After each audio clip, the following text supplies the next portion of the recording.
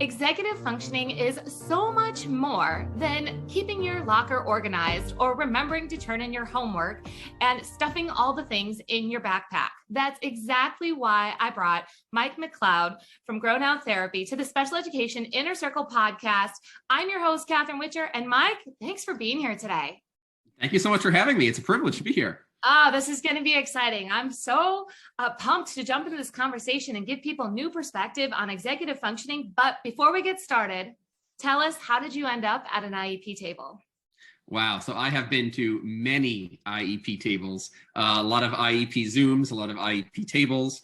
So I first started joining IEP meetings as your typical speech and language pathologist, working with a lot of students with speech and language needs, a lot of apraxia, a lot of autism, things like that. So working with students in a school. So I've worked in schools. So I've been the school speech and language pathologist. And more recently, I've been the private practice, quote unquote, specialist, speech and language pathologist specializing in executive functioning. So now, more times than not, when I'm joining an IEP, it's to advocate for a private family I'm working with, a private student I'm working with, and to sort of, work with the team, collaborate with the team, the school-based team, on executive functioning and how to improve the IEP and to improve the services for the student based on their executive functioning needs. I love that so much. So I am not executive functioning expert, but I know enough to know when we need an expert. And that's what I always teach my master IEP coaches. I said, you don't have to know everything, but you have to figure out what you don't know and go find the best of the best. So when I'm sitting at the IEP table and I have a child who's struggling in this executive functioning area, or at least the team's calling it executive functioning, I'm not really sure if it always is, quite honestly. And I'm always saying, like, okay, so who's the guru at the school team? Who's the person that we're going to turn to? And a lot of times that's going to be, well, this teacher has some experience, or this OT has some experience, because maybe it's a sensory issue, or maybe it's this, maybe it's that. And a lot of people are guessing. And I've heard you speak a little bit on executive function. I was like, yes, bring it. So you have a perspective on kind of how all this comes together. So let's define, what are you considering when you say executive functioning? What are you talking about? Yeah. So first of all, I love how you phrased that, because of course I refer to myself as an executive functioning specialist, or a speech and language pathologist specializing in executive functioning, but I also don't know everything. And quite frankly, nobody knows everything about executive functioning. I don't care if you're Dr. Russell Barkley, if you're George McCloskey, there is still so much to learn about executive functioning, and so much incredible research that's happening right now connecting executive functioning to ADHD, and what are executive functions, and just how crucial these skills are. They really are incredibly misunderstood, because in the past, we really took an external view of executive functioning. So this is why we have these labels of hyperactivity, inattentiveness, kids who can't sit still, kids who can't focus, kids who daydream, kids with the messy backpacks, the messy lockers, the messy rooms, kids who are just that can't focus, that are just all over the place and super hyper, and they need all of this sensory needs and all of these things, which most often is true, of course, but really always looking externally. And more recently now, we know that executive functioning is really internal skills that are lacking. So we're moving away from the external view of kids who are hyper, kids who can't focus, kids who can't sit still, kids who are disorganized, kids who are disinterested, kids who are lazy. So now we're moving more towards the internal view. So number one is self-regulation.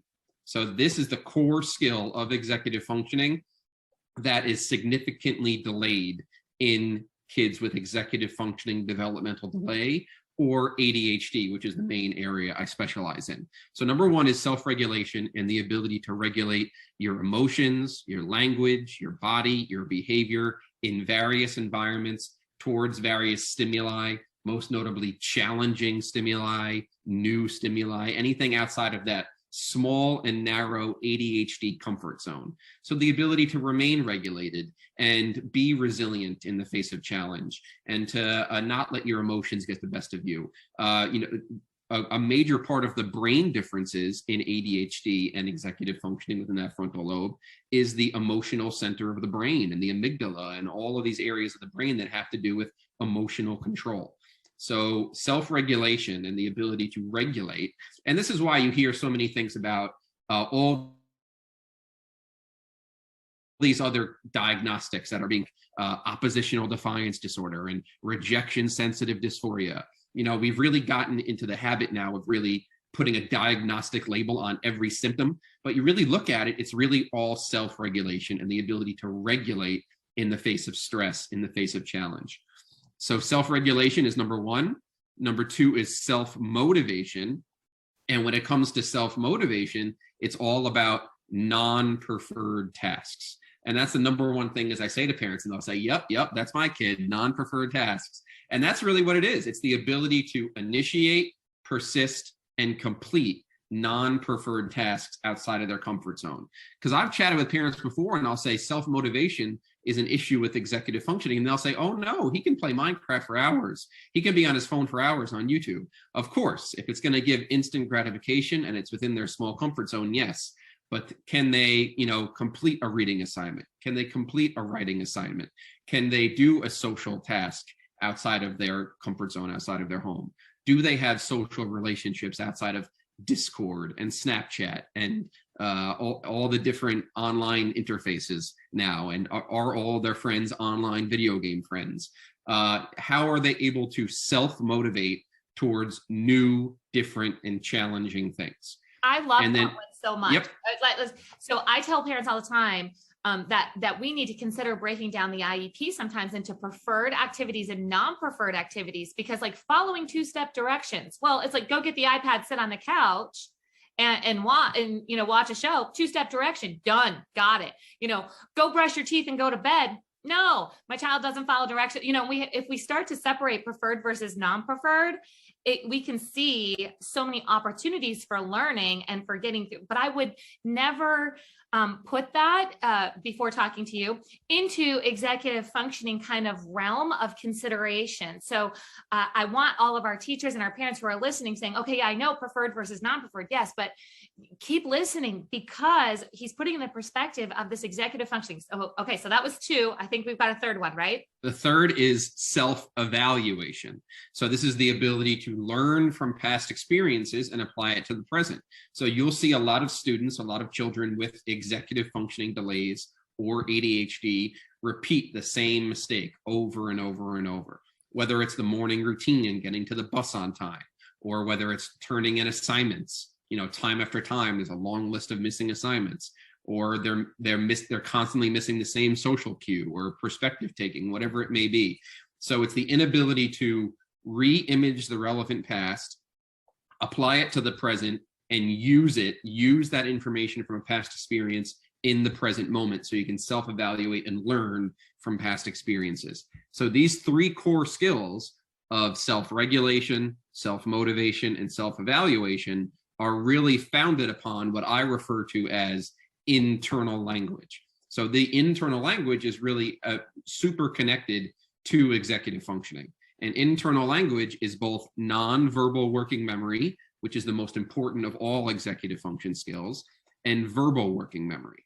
Non-verbal working memory is the visual imagery system of the brain, the ability to hold an image in mind, manipulate it, create mental movies, which involves both re-imaging the relevant past and also forecasting yourself into the future so you can plan, prioritize, and problem solve. So kids with executive functioning, part of the reason why they're so hyperactive, part of the reason why they're so inattentive is because they're stuck in the present moment. They're not learning from the past, and they're not thinking about what's coming next, which creates a disconnect in something called causational thinking, which is if, then, cause and effect thinking.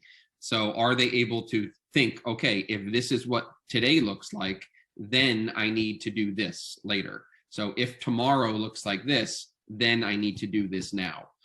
So if, then, cause and effect thinking is a major disconnect in the executive functioning brain, which causes a lot of external symptoms. And then verbal working memory is the ability to have an internal dialogue, an internal conversation. So what we now know is that kids with executive functioning delays and ADHD really don't talk to themselves as much as you or I may. So the ability to have an internal dialogue and turn skills externally to internally and talk to your brain so you can cope and self-soothe and self-regulate, and you can, motivate yourself and, plan. Like before you even get out of bed in the morning, you think, okay, I need to brush my teeth, get dressed, put my books in my backpack, pack my lunch, and then I could get out the door by 9 and then get to the bus by 9:20. So it's all things we do in our brains very quickly. But kids with executive delays don't really have that internal dialogue. They may talk to themselves about their favorite YouTube video or their favorite video game, but it's not positive, motivating, and productive. So the ability to visualize to yourself and verbalize to yourself is a super critical skill that really needs to be taught and really needs to be practiced for kids with executive functioning delays. All right. So I got a couple of questions here. I'm like, the nerdy side of my brain is like really hyperactive right now. It's like, yes, like I want to know all the things. So you're talking about ADHD and you're talking about this self-talk and those kind of things. How does anxiety fit into that? I'm seeing a lot of parents and teachers that are talking about anxiety and this kind of getting stuck in a loop in a different way, or they're in a routine and now they don't want to change their routine. And does executive functioning, this inner talk, fall into that concern also of anxiety? Yes. So I would say the vast majority of my students with ADHD, executive delays, you can, of course, have executive delays and not have ADHD, have anxiety as well. It's one of those things that sort of comes up. So let's think about this. I was describing executive functioning, and these kids are really stuck in the present moment.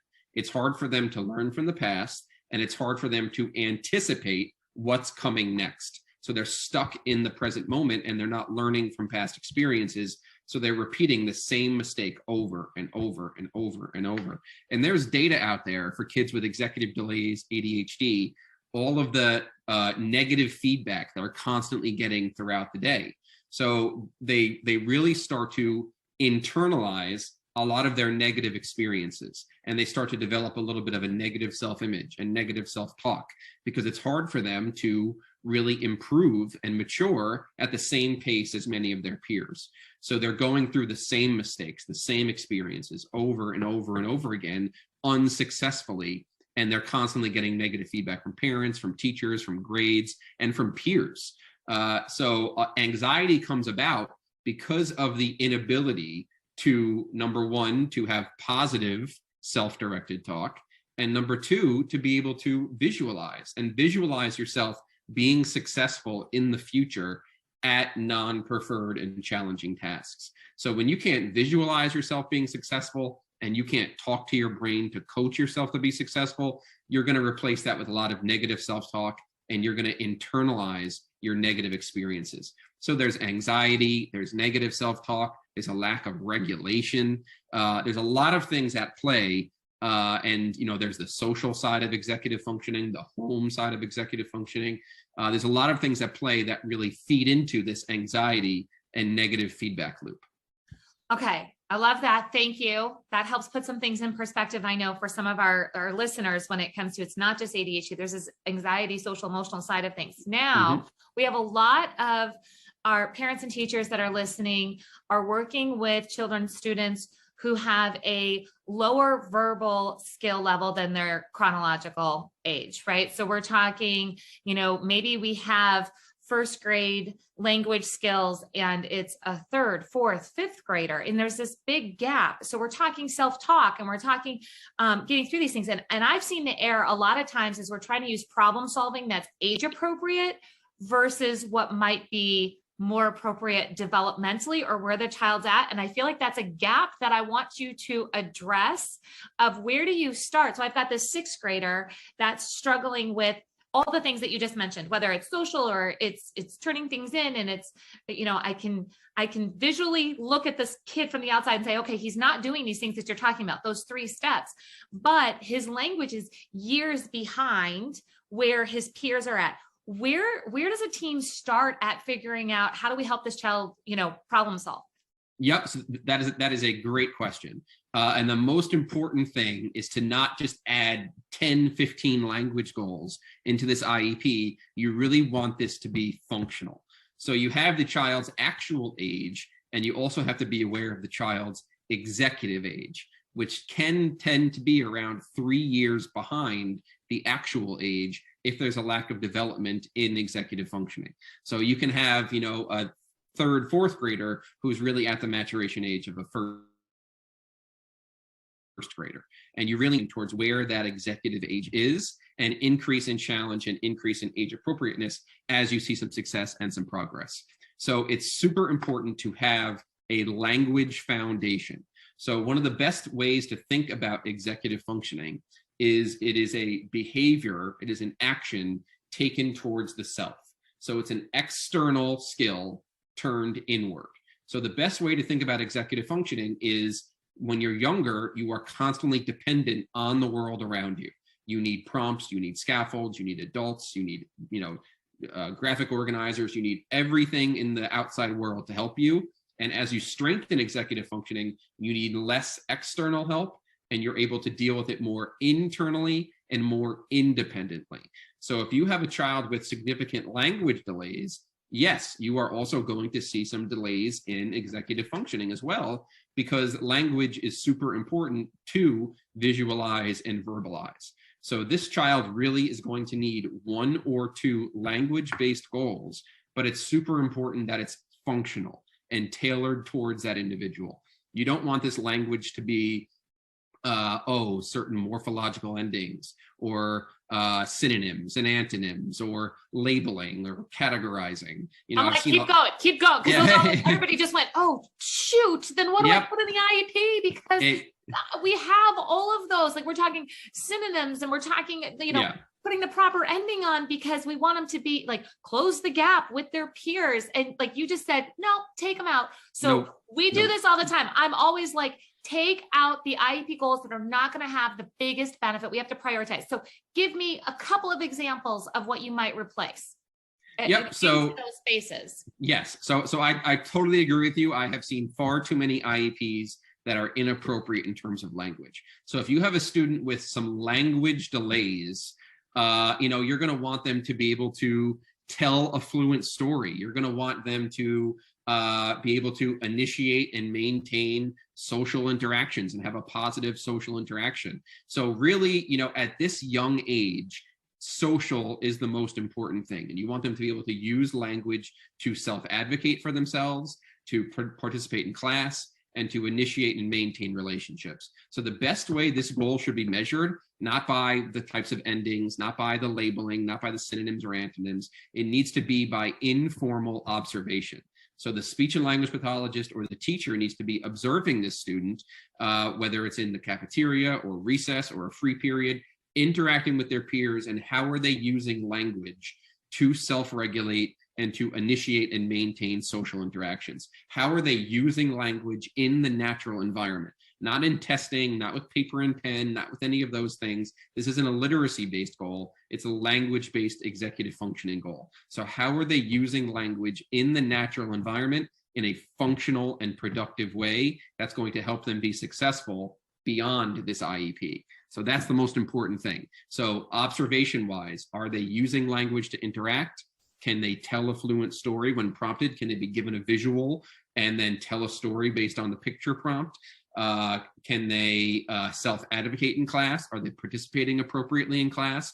Can they, tell a story, an actual story that happened to them in the past? Can they re-image the relevant past, take some time to visualize, and then tell a story about what happened the day before, the week before, those sorts of things. So the type of skills that are functional to real life, not these academic-based, Common Core-based skills. And for everybody who just caught that, like you said, there's some fire behind that.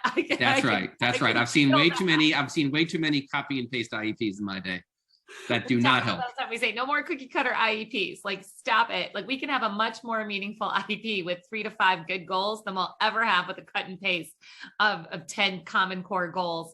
All right. And I want to just point out here too, that you mentioned informal observations. And I know that some like red flags went up in some, they're like, no, but we need concrete data. Informal observations. I just want to point out to everybody, that doesn't mean like lazy data taking. A good informal observation has an extreme amount of data put into this. It's almost like you're journaling down details that you would never get if you just had a choice question given, correct? Absolutely. We have gotten, this whole IEP system, it sort of just was created and we were thrust right into it.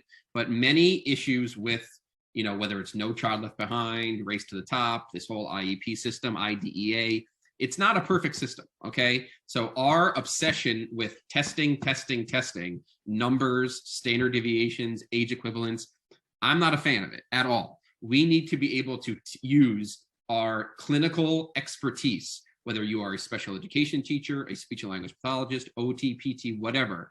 You are a clinician, you are a professional, and you being able to observe a child and kind of notice some red flags, work on it, and then see them using it in the natural environment. That's the most important thing. At the end of the day, the whole goal of having an IEP is to no longer need the IEP. So many parents and so many individuals use the IEP as this safety net, and like, oh, he needs to have his IEP. He needs to have his IEP. And then some kids that we know who need an IEP don't qualify for it because of these ridiculous standards and qualifications and those sorts of things. So it's a double-edged sword kind of issue. But overall, the whole goal of having an IEP is to make sure that this student is attaining skills and using them away from the clinician, away from the classroom. And progress is seen in unstructured environments of the home, in the classroom, and in social situations. I've seen too many kids be thrust into these ineffective social groups, and then they're on the playground and they're by themselves, or they're having negative interactions. And they've been in social skills groups for years because they're so structured. So having an IEP and all of this obsession with data, all of this obsession with testing, as long as the child is practicing what is taught within the session in the natural environment and is gaining the skills and using it naturally, and they're self-cueing and they're improving, even as something as simple as articulation. Are they showing an improvement in the articulation on the playground and in the cafeteria? Great, that's what we want. We don't want him to just be able to get a standard score on, the articulation test. We want him to be able to show improvements when he's talking to peers. So informal observations, you really think about it, are the most important, because it's showing, is this student using the learned skills in the natural environment? So the ability to add that into an IEP, I recommend that parents find creative ways to add observations, whether it's articulation, language, social, executive functioning. This child really needs to be observed in unstructured environments to really see, are they regulating? Are they talking to themselves? Are they visualizing? Are they stopping and processing the information? Or are they sort of all over the place? And you're not going to learn that from a test. Right. And parents, I want you to hear, like, this is where, when you're sitting at the playground, and I'm going to just say it like it is, and you're sad. You are sad as a parent because your child is not going, onto the equipment, playing with others, initiating play and all that. You can do a log of observations too. Write it down. What is your child saying? What are they trying to do? How are they trying to attempt? How are they working towards trying to get with the other children? Or maybe they're not, and just journal what they are doing. What are they interested in? Where are they at? Your log of observations as a parent is just as, if not more, important than the logs that the practitioners are taking. And you can take those together, and Correct. It's like a movie script, and you kind of put it all together and say, like, okay, what does this really look like in the real world? As everybody knows, we function on the purpose of ideal law. So our Master IEP coaches and our Inner Circle podcast here, we say the entire purpose of an IEP, I shouldn't say we say, the law says, it's to prepare a child for further education, employment, and independent living. So whether you're working towards becoming independent without the IEP, as Mike said, or what, some of you probably said, like, oh, in your head, you're like, yeah, my child's always going to have an IEP. Okay, but we're not always going to have the same goals. Think of it that way too. Stop thinking of the IEP as where you go from step 1 to step 2 to step 3. Sometimes we can skip some steps and get into what works in the real world and get out of what other people are trying to say is important for a child. That you get to work together to figure out what is that functional application. Mike, I feel like we could talk forever about this. We're going to actually leave everybody in this conversation in this hot topic of like, no, I want to know more of that. Guys, I'm gonna talk to Mike after this and see when we can schedule him to become a guest speaker inside of the special education inner circle. That's our membership where we have these VIP conversations. You can dig in deep, you can talk to Mike and really get some more insight on what you can do next. In the meantime, I want you to know that you can reach Mike. He has tell us your website. And then before everybody says, oh my gosh, does he live by me? Like, is his practice near me? He has virtual options too. So Mike, tell us a little bit about your practice and how people can connect with you. Yeah, so my website is grownowtherapy.com. Definitely check it out. You can fill out a form on the website. It gets sent directly to me. You can email me at mike@grownowtherapy.com. My Instagram is @grownowtherapy. You can follow me and shoot me a message. I would love to hear from all the parents and all the professionals who have heard this podcast. I love interacting with all you people. So yeah, definitely reach out. I always love, one thing I do love about IEPs is the focus on the individual. So the ability to get to know the individual families, the individual students. Definitely reach out to me. You'll speak to me directly. So I would love to, shoot me an email, shoot me a message, and we can connect. I love that. You guys, if this has given you some new perspective on what executive functioning might mean for your students or for your child, I really do want you to reach out to Mike. This is a whole new kind of thought process of how to approach this in the school system. And with the heaviness that we have felt in our education system over the last few years and the continuation of trying to figure out what to do next, this perspective of executive functioning is going to be so important for our students to have the skills that they need to be independent, not just in the school, but also out in their community and ongoing. So Mike, again, thank you for being here today. Thank you so much. This is great. I'm a big fan of all the great work that you're doing, and IEPs, working with IEPs and working with families. I think you're definitely doing a great job in providing a great service. I appreciate that so much. Everyone, we'll talk to you next time. Bye.